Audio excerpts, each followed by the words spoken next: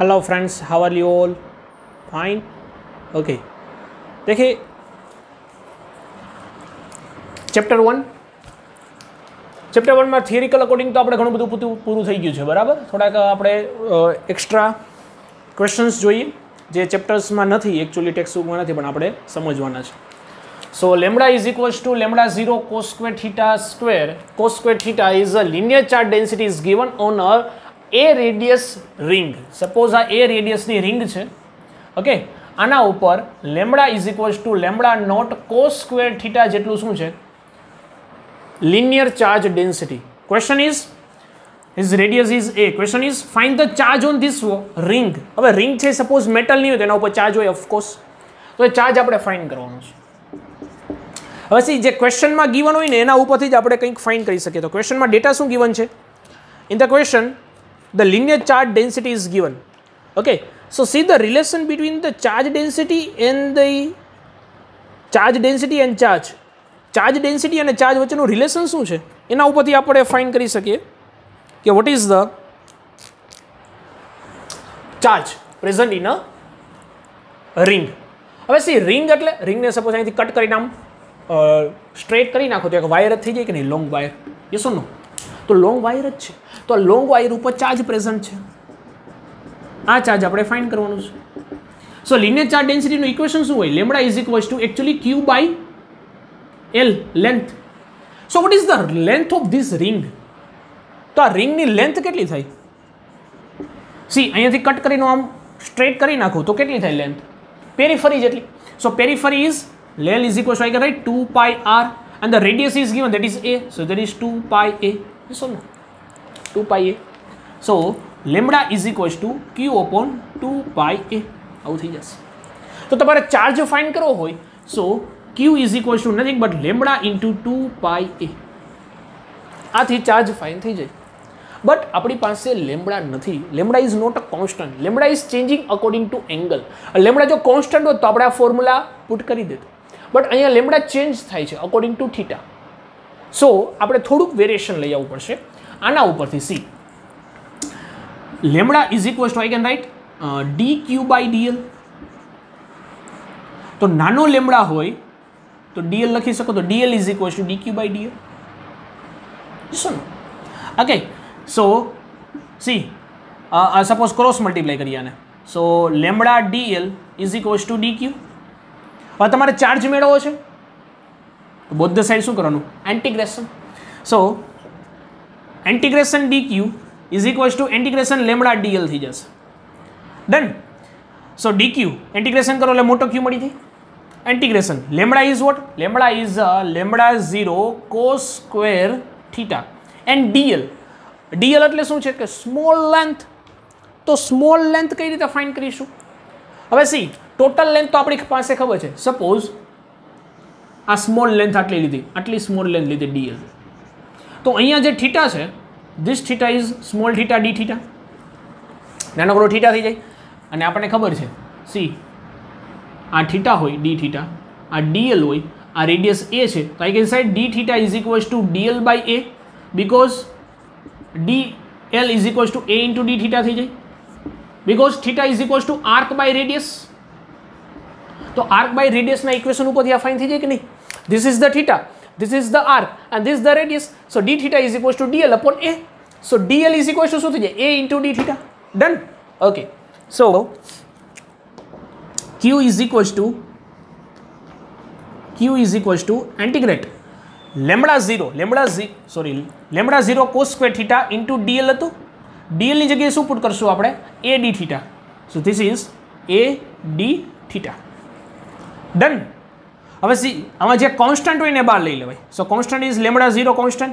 a radius કોઈ દિવસ change થાય? ન ચેન્જ થાય.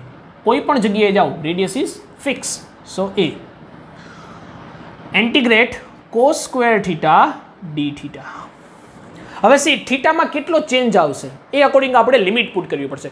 તો સપોઝ અહીંયાથી હું સ્ટાર્ટ કરું તો આખી રિંગ ઉપર કેટલો ચાર્જ છે જ ફાઇન્ડ કરવાનો ને. Okay, so actually I can say કે 0 થી સ્ટાર્ટ કરી, સપોઝ અહીંયા 0 લ્યો, 0 થી સ્ટાર્ટ કરીને પાછું આમ ફરી પાછું ત્યાં જવાનું, મતલબ 0 to 2 પાઈ ઇઝ લિમિટ. આ આખું લેન્થ તમારે લેવી હોય તો અહીંયાથી સ્ટાર્ટ કરીને પાછું ત્યાં જ પહોંચવું પડે. So theta is in between, limit is, થીટાની લિમિટ કેટલી થશે? 0 to 2 pi. Yes or no? So limit is 0 to 2 pi. 0 to 2 pi. Done. હવે છે એવું કરવું શું કામ પડ્યું? કેમ કે આપણને ગિવન હતી linear charge density in a form of theta. મતલબ થીટા ચેન્જ થાય તો લિનિયર ચાર્જ ડેન્સિટી ચેન્જ થાય. જો લિનિયર ચાર્જ ડેન્સિટી ફિક્સ હોત તો આપણે આ ઇક્વેશન ઉપરથી ફાઇન્ડ કરી શકત. પણ અહીંયા તમે લેમડા જગ્યાએ તો બહુ બધું શું મૂકી શકો? Lambda equal to lambda 0 cos theta, but you can not find the charge. Charge find કરવા માટે તમારે આ જ ફોર્મ્યુલા યુઝ કરવો પડશે. કેમ કે જેમ થીટા ચેન્જ થાય છે according to that lambda change થાય છે, એવું ક્વેશ્ચનમાં ગિવન છે. Okay, so for that we use this formula. Okay, lambda 0, so Q is equals to lambda 0 a. હવે સી કોસ સ્ક્વેર થીટાનું integration, actually cos square theta છે એનું integration ના થાય. કોસ સ્ક્વેર થીટા છે એનું ઇન્ટિગ્રેશન ના થાય, તમારે કન્વર્ટ કરવું. આ મેથેમેટિકલ સ્ટેપ્સ છે, તમારે એકચ્યુઅલી કન્વર્ટ કરવું પડે. Integration 0 to 2 pi cos square theta હોય ને તમે આવું લખી શકો 1 plus cos 2 theta divide by 2 into d theta. બરાબર. પછી આને સોલ્વ કરવાનું. સો આને સોલ્વ કરશો ને એટલે Q equal to lambda 0 a by 2. 1 છે એનું થીટાના રિસ્પેક્ટમાં શું થાય? Integration theta only plus cos 2 થીટા, કોસનું ઇન્ટિગ્રેશન શું થાય? Sine 2 theta. હવે જે સી કોફિશિયન્ટ હોય ને ડિનોમિનેટરમાં આવે, કોફિશિયન્ટ કમ્સ ઇન ડિનોમિનેટર, એટલે 2 ડિનોમિનેટરમાં આવ્યું. અને limit, so lower limit and higher limit. Done છે. So Q is equals to lambda 0 a by 2 into પહેલાં થીટાની જગ્યાએ શું મૂકો? 2 પાઈ મૂકો. 2 પાઈ મૂક્યું, હાયર લિમિટ. પછી સાઇન 2 પાઈ. સી સાઇન 2 પાઈ શું થાય? સાઇન 0 0, સાઇન પાઈ 0, સાઇન 2 પાઈ 0. સાઇનમાં કોઈ પણ પાઈ આવે 0 થાય. યુનિટ સર્કલ યાદ છે? અહીંયા 0 આવતું હતું, 0 2 પાઈ 4 પાઈ બધું 0 જ આવે. Understand or not? 0 2 પાઈ 4 પાઈ બધા એંગલ અહીંયા આવે કે ન આવે? અને અહીંયા શું હોય? 1 0. એક્સ એક્સિસ હોય કોસ હોય, આ હોય સાઇન હોય, તો સાઇન શું છે? 0. તો 2 પાઈ મૂકશો તો શું આવશે? 0. ઓકે, પછી અહીંયા 0 મૂકો, થીટા 0 0, સાઇન 0 એ તો 0 જ થાય ને. તો ખાલી અહીંયા શું આવ્યું? 2 પાઈ આવ્યું. તો 2 2 cancel. So answer is that is lambda 0 a pi. This is your answer. Lambda 0 a into pi. આટલો ચાર્જ આવશે. This is the value of charge in a ring. ખબર પડી? થોડોક અલગ અને ટ્વિસ્ટેડ ક્વેશ્ચન હતો એટલા માટે જ કરાવેલો છે. આમાં આવું કરવાનું કારણ શું? Because here lambda is not fix, lambda is changing according to theta. તો તમારે આ ફોર્મ્યુલાનો યુઝ કરવો પડે. And this question is already asked 1 times in GUJCAT. Okay, so properly note down it and solve by your own.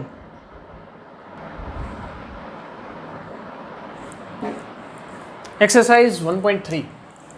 See, actually the proof છે, but solve કરવું તો કરી શકે. Check the ratio of the KE square upon ME MP GME MP is dimensionally. Look up a table of the physical context and determine the value of the ratio and what does the ratio significant. See, actually this is the ratio of the gravitational force and the yes, Coulomb force. See, the Coulomb force equation is Fc is equals to K Q1 Q2 by R square. Okay, suppose બરાબર જોજો, બરાબર અહીંયા છે nucleus. Inside the nucleus proton is present, so this is the MP, and outside the nuclei electron is moving, so that is here is a ME, electron is motion, electron in the motion. See, what is the distance between them? The distance between them is nothing but the nuclear radius. Nuclear radius થાય.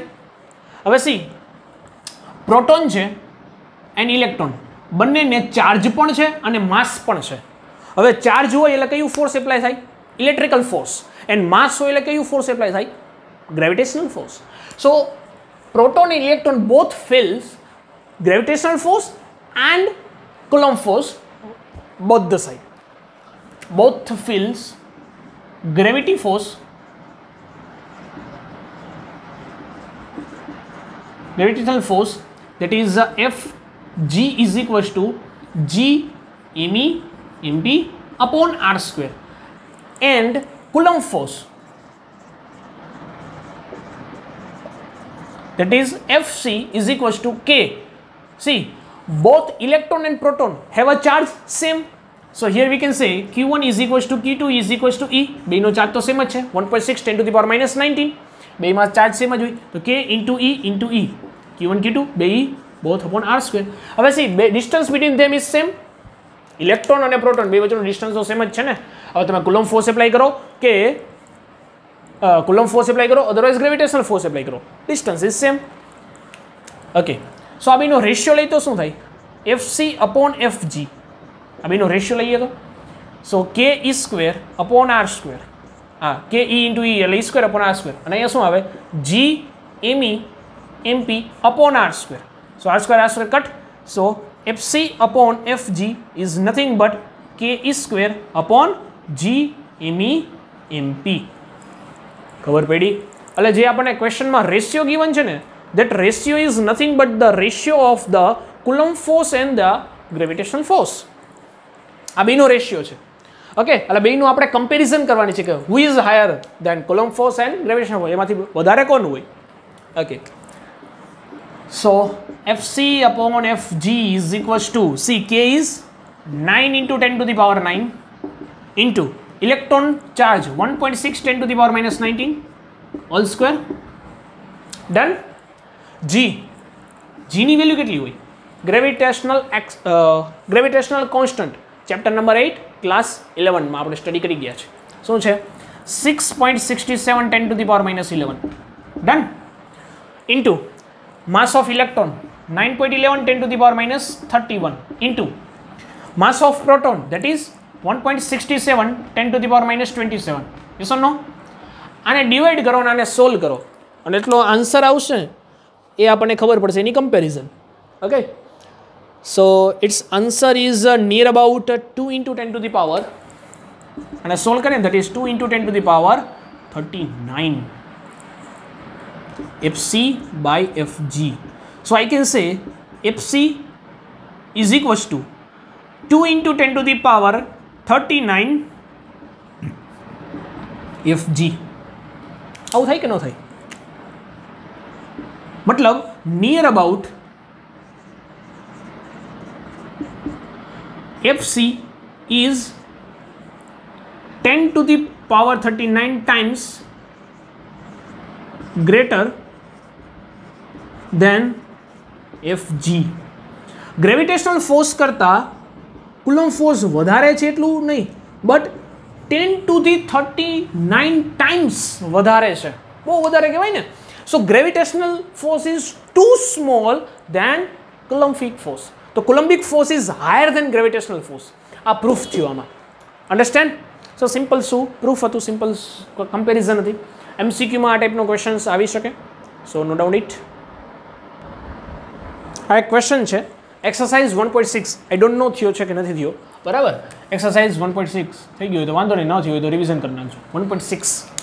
હવે question is that there is a square. Okay, અને સ્ક્વેરના corners ઉપર charge put કરેલો છે. ABC D corners હોય. Square છે એની length 10 centimetre છે, તો length is nothing but the 10 centimetre.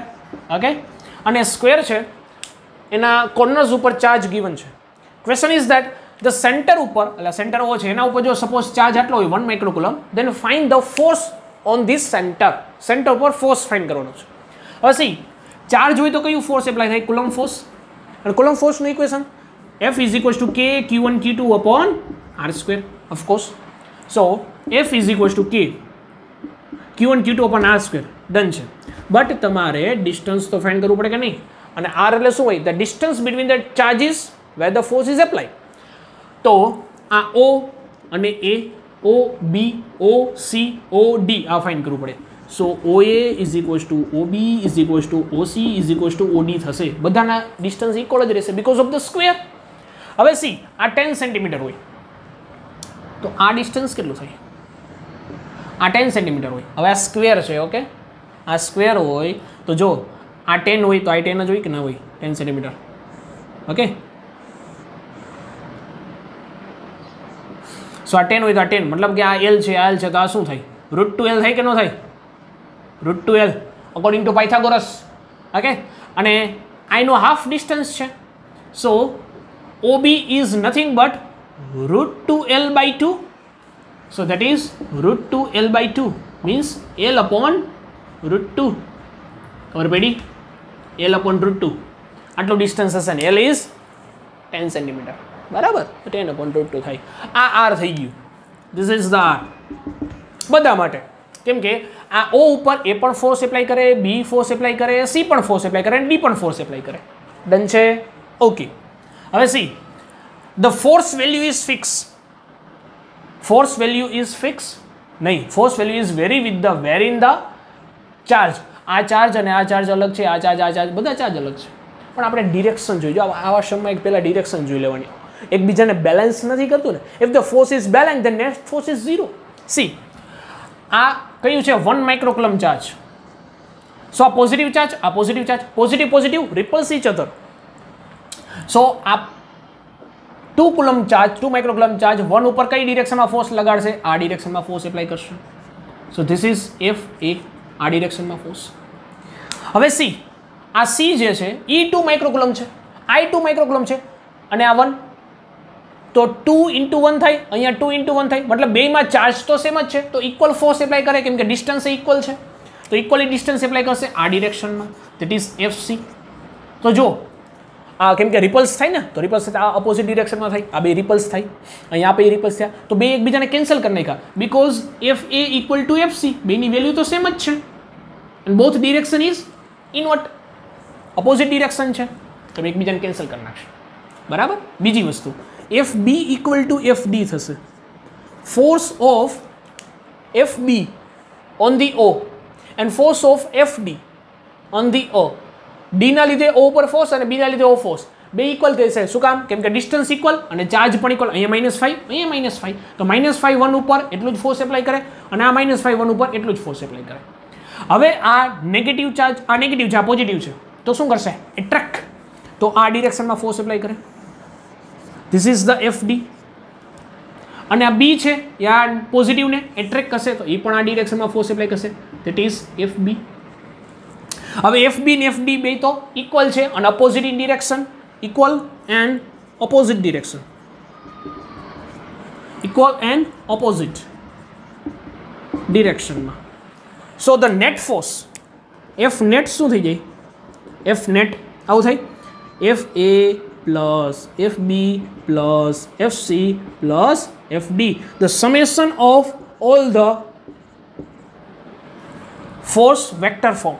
Vector ફોર્મમાં બધાનું સમ કરવો પડે, but the value of the each force is equal and opposite. તો એકચ્યુઅલી શું આવે અહીંયા? FA minus FA plus FB. હવે FC એટલે શું લખી શકો? Equal and opposite. તો FC ઇઝ ઇક્વલ ટુ લખાય -FA. લખાય કે ન લખાય? સો અહીંયા શું આવશે? -FA. FD ઇક્વલ ટુ તમે શું લખી શકો? સો FD is equal to you can right -FB because value is same and direction is opposite. સો અહીંયા શું લખી શકાય? -FB. સો આ બધું શું થઈ જાય? Cancel. So net force is 0. F net is 0 on the center. On center. Centre ઉપર ફોર્સ કેવું એપ્લાય થશે? 0 ફોર્સ. ડન. ઇઝી છે. બરાબર. No doubt it. Next is exercise number 1.24. Okay, this is the last exercise of this chapter. Okay, last exercise of this chapter textbook. See, question શું છે જો. Question is, a two large thin plate are parallel and close to each other as shown in figure. On their inner face, the plate have a surface charge density of the opposite sign and the magnitude is 17 into 10 to the power minus 22. Okay, what is the electric field in outer region, the first plate, in outer region of second plate and between the plates? હવે see બે plate છે, okay, it's charge density is given. હવે plate હોય તો surface charge density હોય of course, so that is denoted by sigma surface charge density denoted by sigma. Sigma is equal to 17 into 10 to the power minus 2 Newton, Coulomb meter minus 2. Okay, so 22 છે. Charge density is given. હવે C opposite છે, મતલબ કે એક positive લ્યો, આ positive charge density હશે તો આ નેગેટિવ ચાર્જ ડેન્સિટી હશે. હવે ચાર્જ ડેન્સિટી એટલે શું હોય એકચ્યુઅલી? જો charge density is nothing but the charge by area. હવે એરિયા છે તો કોઈ દિવસ નેગેટિવ ના હોય. એનો મતલબ એમ કે જો ડેન્સિટી નેગેટિવ છે મતલબ કે ચાર્જ જ નેગેટિવ છે. તો અહીંયા આ પોઝિટિવલી ચાર્જ પ્લેટ છે and this plate is negatively charge plate. Understood? હવે સી પોઝિટિવ અને નેગેટિવ બેમાં ઇલેક્ટ્રિક ફિલ્ડ કેવું હોય આપણે શું ફાઇન્ડ કરવાનું કીધું? જો આપણને એવું કીધું કે ફર્સ્ટ પ્લેટની આઉટર સાઇડ, મતલબ આ પી પોઈન્ટ લખ્યો છે ત્યાં આપણે ઇલેક્ટ્રિક ફિલ્ડ ફાઇન્ડ કરવાનું છે, મીન્સ ઈપી ફાઇન્ડ કરવાનું છે. ધેન સેકન્ડ પ્લેટની આઉટર સાઇડ મતલબ ઈઆર ફાઇન્ડ કરવાનું છે. એન્ડ ઇન બિટવીન ધેન મતલબ ઇક્યુ ફાઇન્ડ કરવાનું છે. આ 3 પોઈન્ટ ઉપર આપણે ઇલેક્ટ્રિક ફિલ્ડ ફાઇન્ડ કરવાનું છે. ડન. હવે ઇલેક્ટ્રિક ફિલ્ડ તો સરફેસ માટે ઇલેક્ટ્રિક ફિલ્ડનું ફિક્સ વેલ્યુ છે. કઈ? આ સરફેસ છે, પ્લેટ હોય તો પ્લેટના લીધે ઇલેક્ટ્રિક ફિલ્ડ આટલું હોય, F is equals to sigma upon 2 epsilon naught. Yes or no? કોઈ પણ પ્લેટ હોય, સરફેસ હોય તો સરફેસનું ઇલેક્ટ્રિક ફિલ્ડ ફિક્સ છે, that is E is equals to sigma by 2 epsilon. આ ફોર્મ્યુલા શું કામ યુઝ કર્યું? Because sigma is given, surface charge density given છે એટલા માટે આ ફોર્મ્યુલાનો યુઝ કરીએ છીએ. તો પહેલાં વેલ્યુ જોઈ લઈએ, કેમ કે બેમાં સિગ્મા તો સેમ જ છે, distance sine is different only. So E is equals to sigma is 17 into 10 to the power minus 22 divided by 2 epsilon naught. So 2 epsilon naught is 8.85 10 to the power minus 12. So electric field is, and divide kariye, that is your answer. So that is nothing but 10 to the power minus 10. That is near about 10 to the power minus 10 Newton Coulomb inverse. So this is the electric field due to this both plate માટે electric field તો fix જ છે. But she positive charge હોય તો positive ચાર્જમાં electric field lines કઈ ડિરેક્શનમાં હોય? Outer સાઇડમાં. તો એક ડિરેક્શનમાં ઇલેક્ટ્રિક ફિલ્ડ હોય. હવે સી આ પી પોઈન્ટ ઉપર આપણે શું ફાઇન્ડ કરવાનું છે? Net electric field. હવે સી પોઝિટિવ પ્લેટના લીધે ઇલેક્ટ્રિક ફિલ્ડ કઈ ડિરેક્શનમાં હશે? આ ડિરેક્શનમાં. Yes or no? So E positive આ ડિરેક્શનમાં, બટ નેગેટિવના લીધે કઈ ડિરેક્શનમાં હશે? નેગેટિવ પ્લેટ માટે electric field towards the plate. Yes or no? Because negative charge માટે સી પોઝિટિવ ચાર્જ માટે ઇલેક્ટ્રિક ફિલ્ડ આ રીતે હોય, આઉટસાઇડ. ઓકે, અને નેગેટિવ ચાર્જ માટે ઇનસાઇડ હોય. યસ ઓર નો?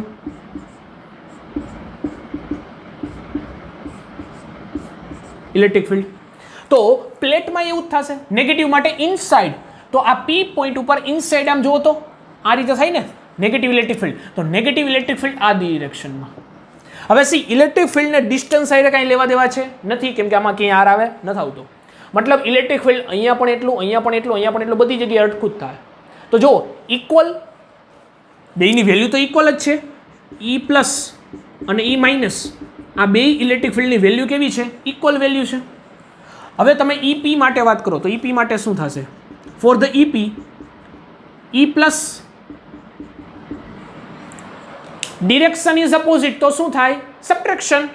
બેની વેલ્યુ સરખી છે, યસ, વેલ્યુ ઇઝ ઇક્વલ, તો ફાઇનલ ઇલેક્ટ્રિક ફિલ્ડ શું આવશે? 0. ડન.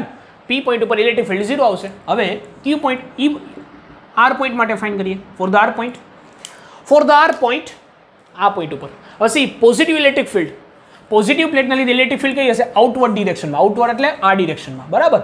સો આઉટવર્ડ ડિરેક્શનમાં એટલે અહીંયા this is the direction of electric field. Plus negative પ્લેટના લીધે ઇનસાઇડ ધી પ્લેટ, મતલબ આ ડિરેક્શનમાં, this is E માઇનસ. અહીંયા પણ opposite direction, so equal and opposite 0. Net electric field કેવું આવે? આર પોઈન્ટ ઉપર 0, પી પોઈન્ટ ઉપર પણ 0. હવે જોઈએ વચ્ચે ક્યુ પોઈન્ટ ઉપર. હવે સી પોઝિટિવના લીધે આઉટવર્ડ્સ, મતલબ કે આ ડિરેક્શનમાં, this is E પ્લસ, અને નેગેટિવના લીધે inside the plate. Okay, inside the plate આ ડિરેક્શનમાં E માઇનસ. તો બેની ડિરેક્શન કેવી થઈ? Same. If the direction is same then શું થાય? Addition. So EQ is equals to E plus plus E minus. હવે એની વેલ્યુ તો સેમ જ છે, તો either you can write 2E, E plus E એટલે 2E. તો આર યુ E તો અહીંયા હતું જ. સો 2 into 10 to the power minus 10. So this is the net electric field in a Q point, or you can say between.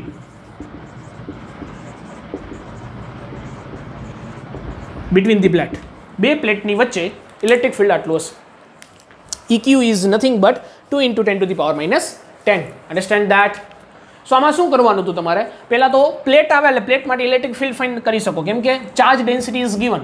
So charge density ઉપરથી we can find the electric field. And પછી જોવાની direction. If direction is equal in, if direction is same in, if direction is same then addition, if direction is opposite then subtraction. હવે અહીં તો value પણ same હતી એટલે 0 થઈ ગયું. અધરવાઇઝ સબટ્રેક્ટ આપણે કરત જો બેમાં અલગ અલગ હોત તો, but charge density is same એટલે ઇલેક્ટ્રિક ફિલ્ડ તો સેમ જ આવવાનું. ડન. ઓકે,